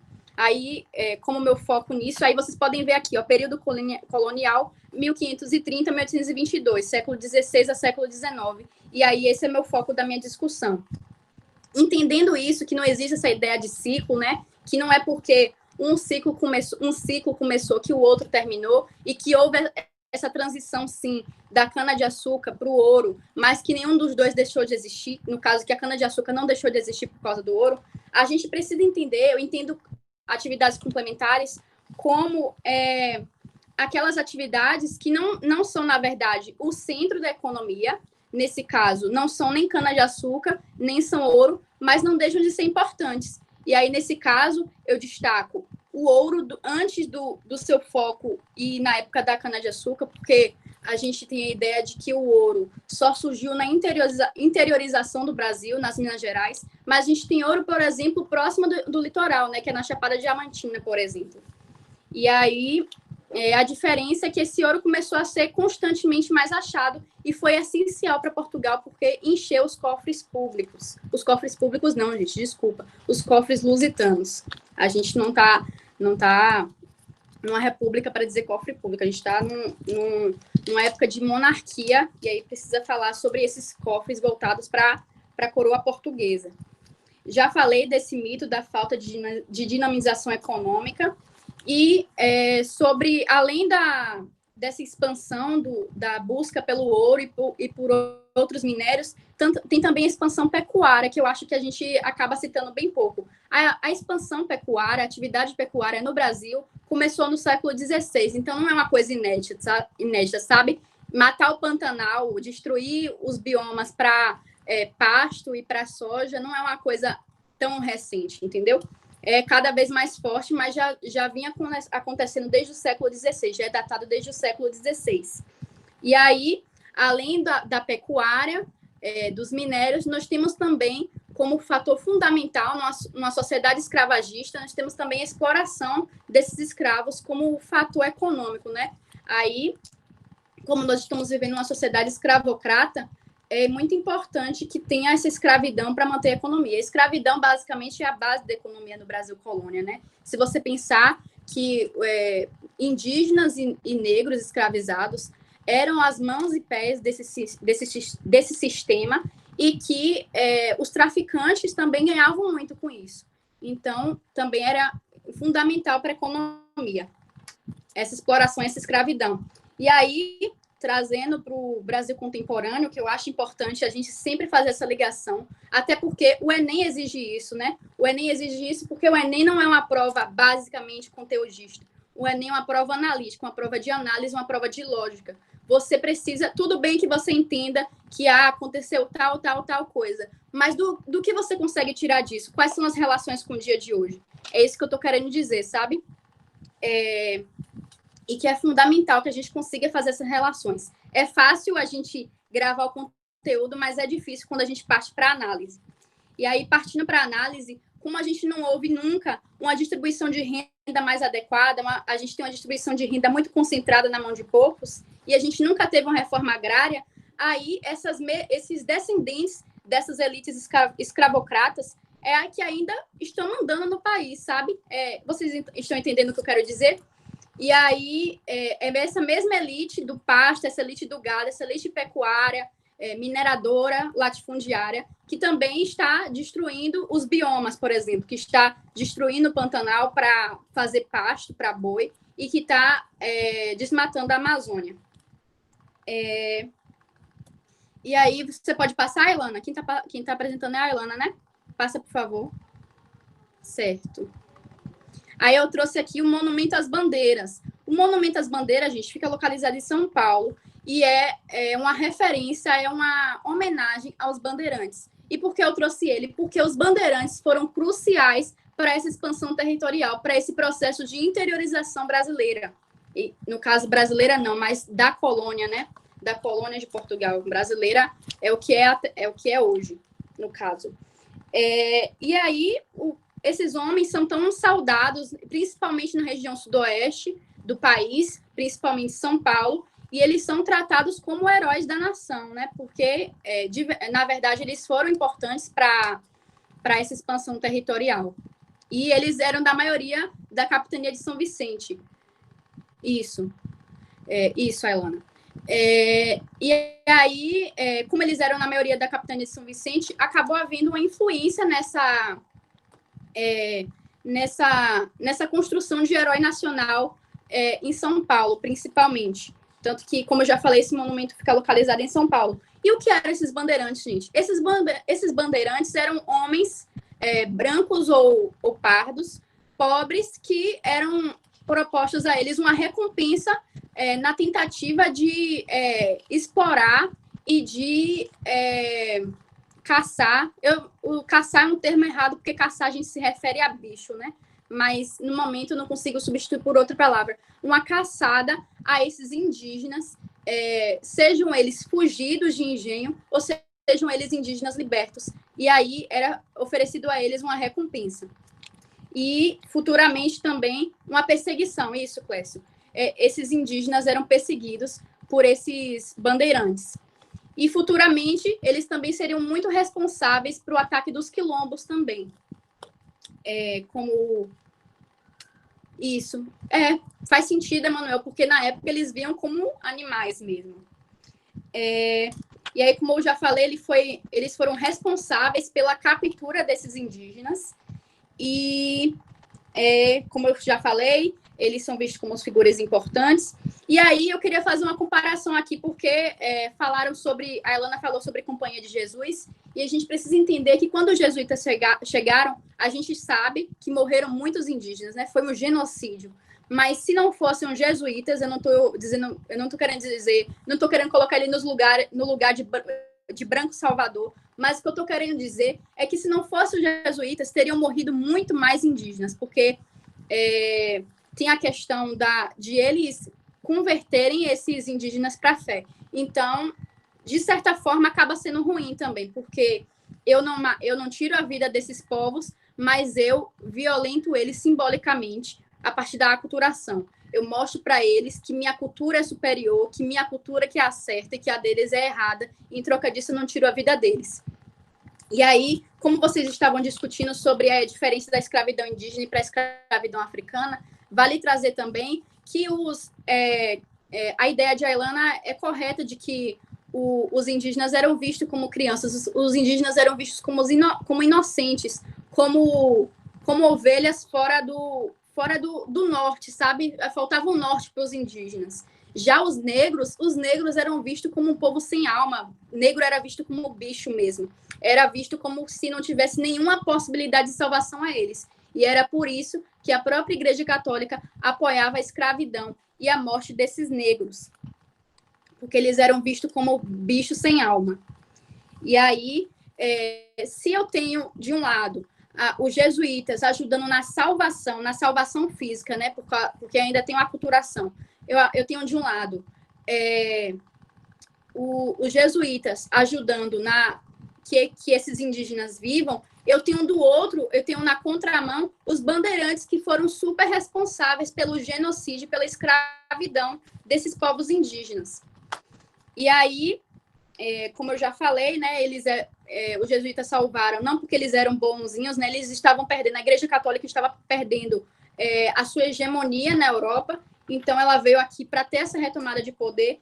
E aí, eu tenho uma pergunta para vocês, eu queria que vocês respondessem no chat. De acordo com o que eu falei, né, dessa retomada do poder católico, a partir da catequização desses indígenas, vocês acham que a Igreja Católica, a partir da vinda da Companhia de Jesus, conseguiu alcançar o seu objetivo de conseguir expandir seu poder católico na colônia? Vocês acham que sim ou que não? Que eles falharam no objetivo ou que não? Estou esperando. Sim. A Elana disse que sim. Sim, acho que sim. Já que ninguém falou não por enquanto, então nós vamos afirmar que sim, e de fato eles conseguiram sim atingir seu objetivo. Eles conseguiram porque, por um simples fato, o Brasil é o país com a maior população católica do mundo. Ou seja, eles conseguiram sim atingir seu objetivo de hegemonia religiosa. E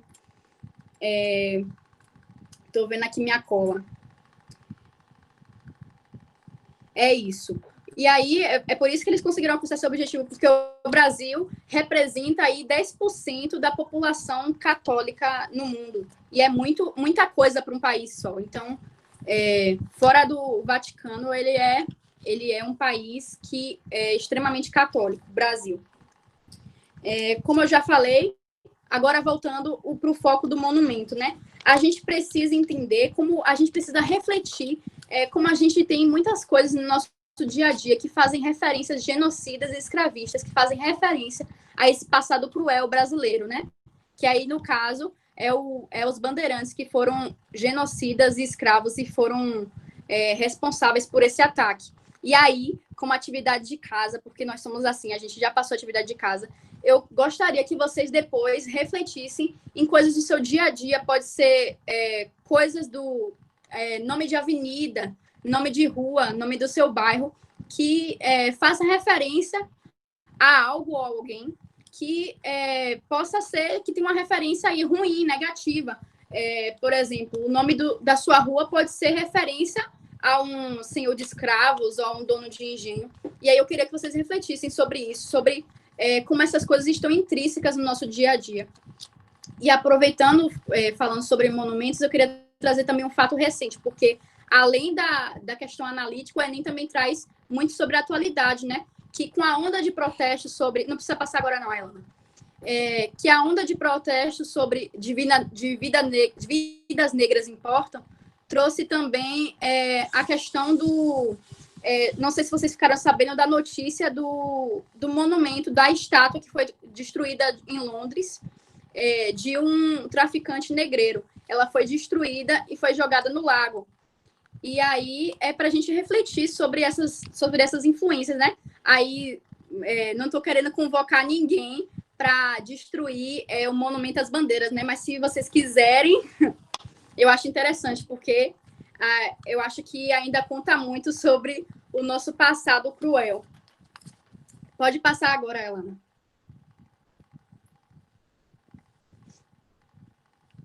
Certo. E agora, voltando para o século XVII, né? Nós tivemos aí economia. Ai, meu Deus, vou ser presa por convocar, como eu posso dizer, o ataque a uma referência, né? Ao monumento. Aí, vamos voltar agora para a economia mineradora. Nós passamos aí, né, pelo século XVI, com o ciclo da cana-de-açúcar, passamos por essa transição, e agora, século XVII, nós temos aí a coroa portuguesa descobriu que tem muito minério no Brasil. Fez o processo de interiorização e descobriu que tem muitas pedras preciosas, principalmente pepitas de ouro, no interior do país. Com certeza, ela vai investir nisso. E aí, esse investimento teve consequência no aumento dos cofres lusitanos. Mas para isso, né, para ter essa regulamentação, para conseguir manter que esses minérios sejam sim da coroa portuguesa, teve que ter muita fiscalização e teve que ter um aumento brutal desses impostos, né? E aí foi aí que nas idas para Minas Gerais, onde é hoje Minas Gerais,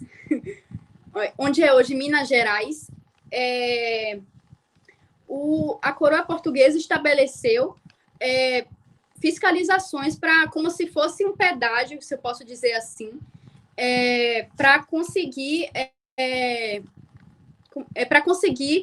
fazer com que as pessoas não levassem esse ouro, né?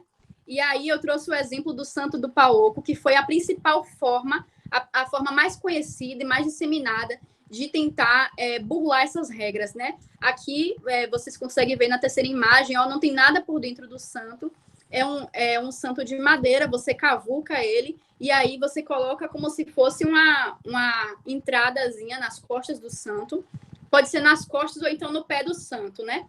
E faz como se fosse essa gavetinha, e dentro dela você coloca as pepitas. Essa foi a principal forma de tentar burlar esses impostos, né? E aí, pode passar. Hoje se tornou um ditado popular, exatamente, Clécio. Comparação com a economia açucareira. Desculpa, gente, acabou saindo a cucareira, mas eu esqueci o C cedilha no título, mas tudo bem, continua. Comparação entre economia, só fazendo uma retomada, né? Fiz essa tabela simples para ficar bem claro isso. Lembrando que nada é totalitário na história, né? A gente faz essa comparação para ficar mais simples o entendimento.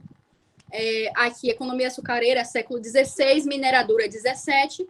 Economia açucareira, na sua maioria, foi no litoral, e economia mineradora foi, na sua maioria, no interior. E aí, eu quero destacar essa última parte da tabela aí, que é sobre economia açucareira, menor mobilidade social, que é praticamente nula, e família patriarcal e engenho. E economia mineradora, maior possibilidade de mobilidade social. Aproveitando que Emanuel falou também dos plantations, né, da economia açucareira, do monopólio e da questão de ter uma plantação só, de cana-de-açúcar. A questão da monocultura, desculpa. A questão da monocultura é o que envolve o plantation. E aí, por que eu coloquei isso no último ponto, gente? É porque a gente sabe que no Brasil colônia, a possibilidade de mobilidade social era quase impossível. Inclusive, a questão da alforria também era muito difícil, né? Haviam questões legislativas para tentar impedir isso, que eu vou falar mais para frente, né? E eu vou tentar, já está chegando no final da minha fala, então podem ficar tranquilos que não vai passar de meio-dia. Ou se passar de meio-dia, só vai ser poucos minutos. Por que eu coloquei isso? Apesar de eu colocar aqui na economia mineradora a maior possibilidade de mobilidade social, essa possibilidade também é muito pouca mesmo. Essa maior possibilidade era mais voltada para aqueles homens brancos pobres, né, que por acaso encontrassem ali no leito pepitas de ouro e conseguissem enriquecer. Mas, de qualquer forma, isso ainda era difícil porque tinha a questão da cobrança de impostos, né?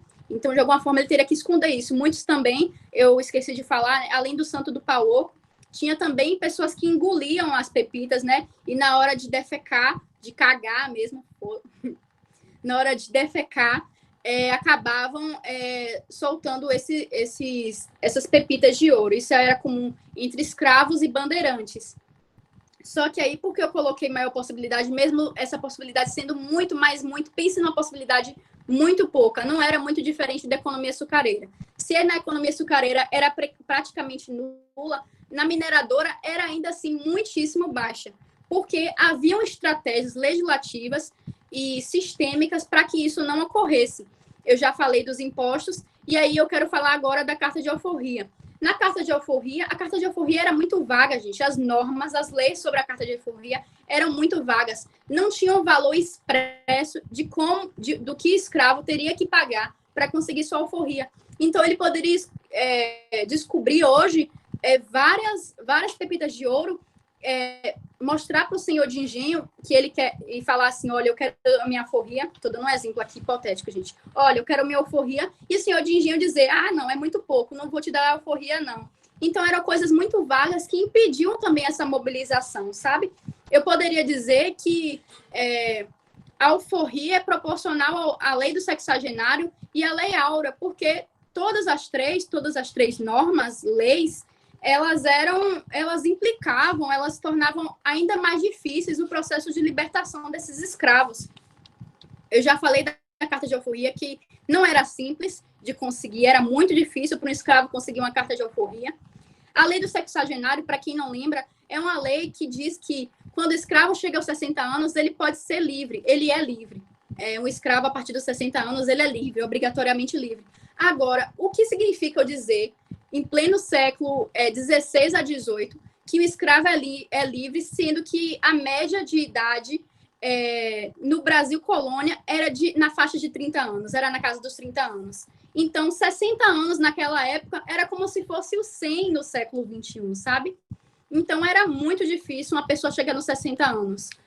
Por exemplo, nem chegava nessa idade, era para morrer mesmo, com certeza, Emanuel e Carelli, porque não tinha como chegar nessa idade. Raramente chegava. E mesmo que chegasse, nós temos que lembrar que não tinha nenhuma assistência para esses negros libertos, né? Que eles saíam do engenho, mas moravam nas ruas. Então, imagine aí você ter um idoso de 60 anos, que naquela época era muito mais intenso a taxa de mortalidade, então ele não tinha possibilidade de viver mesmo.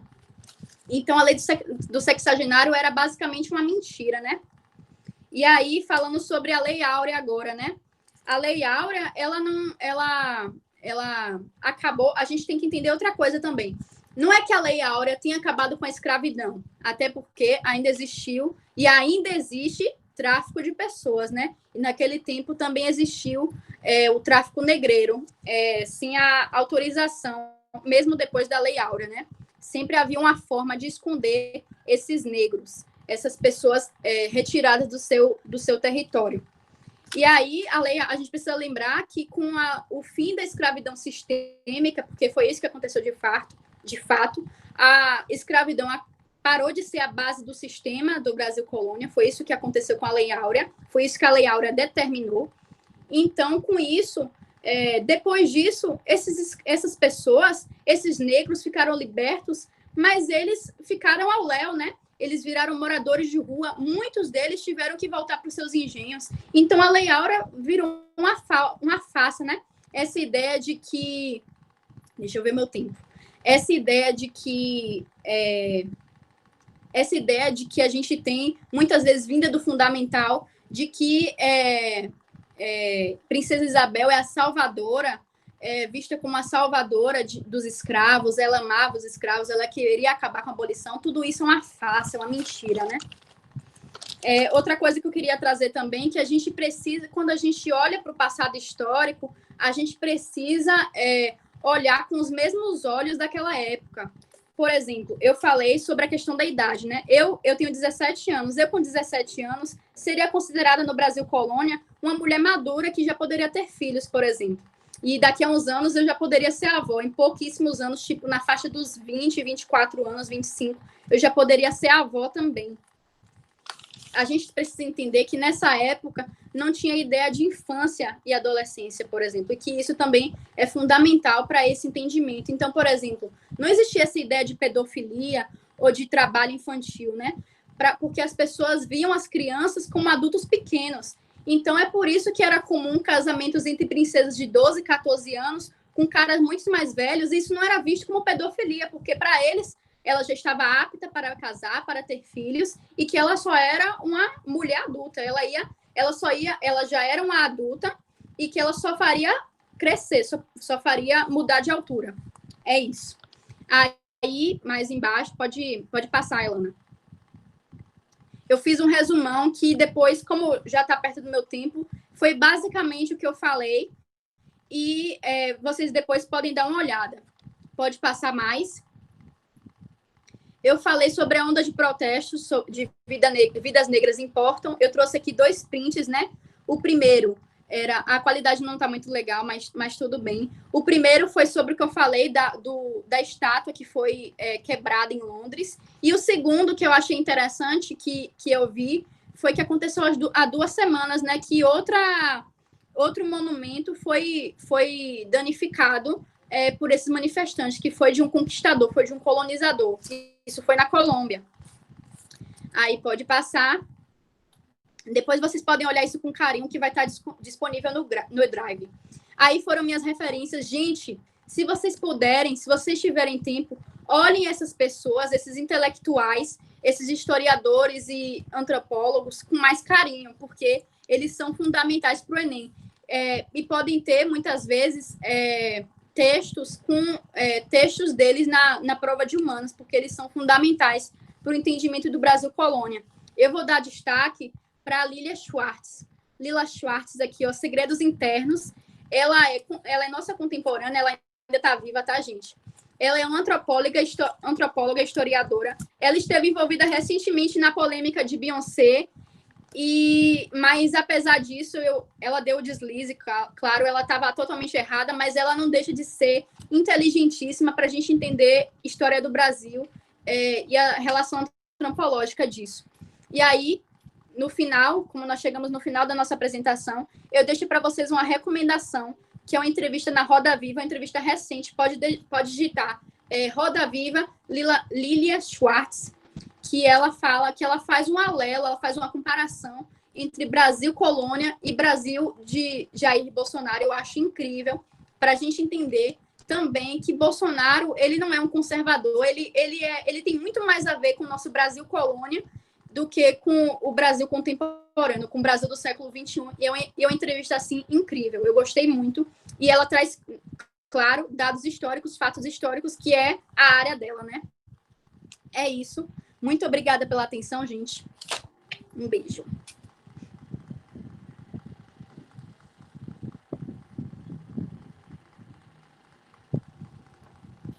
É isso, gente. Se alguém tiver alguma dúvida, essa é a hora. Espero que Sim, desculpa, esqueci da dúvida, gente. Se tiver alguma dúvida, pode falar. Sim. Se alguma coisa não ficou clara, porque eu tive que me apressar um pouco, eu sou bem palestrinha. Então, eu tive que falar um pouco mais rápido. Se alguma coisa não ficou clara, vocês podem perguntar também. Eu também estou disponível online, vai ter aquele grupo. Obrigada, gente. Tem aquele grupo que vocês podem tirar dúvida a qualquer momento também. E é isso.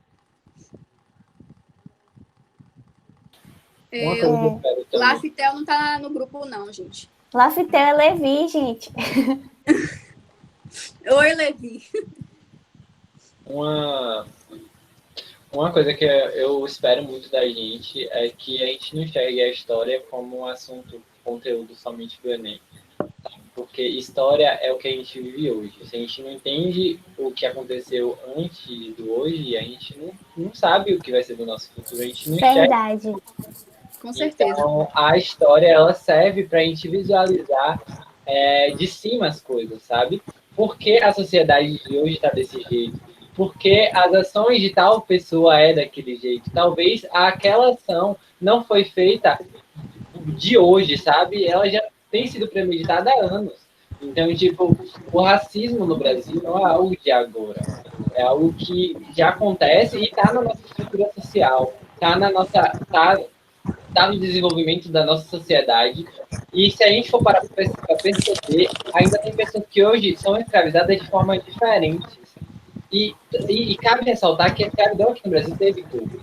Então, a gente tem que parar para analisar essas coisas. Espero muito que o projeto ajude muito vocês a enxergarem essas questões. E a gente também, né, que está aqui apresentando para vocês. Com certeza. Assista a Boris Fausto. Por isso que eu falei, quando eu falei sobre Enem, é porque muitas vezes as questões são trazidas de forma analítica. Eu acho isso muito, muito fundamental. Porque tudo bem você saber que ano o Brasil foi descoberto, tudo bem você saber de cor os séculos e tudo, mas o que você consegue tirar disso? Que análise você consegue fazer isso? E que influências esse passado histórico tem no nosso dia a dia, sabe? Eu acho isso muito importante. E eu espero que vocês tenham entendido. Eu espero que vocês tenham entendido a minha mensagem. E é isso. Podemos encerrar? Muito obrigada, Alessandro, por ter digitado minha referência. Assistam, gente, porque é incrível. É muito bom. Então é isso, né? Vou encerrar a gravação, beleza? Beleza. Gente, muito obrigada por vocês terem participado, viu? Muito obrigado, de verdade.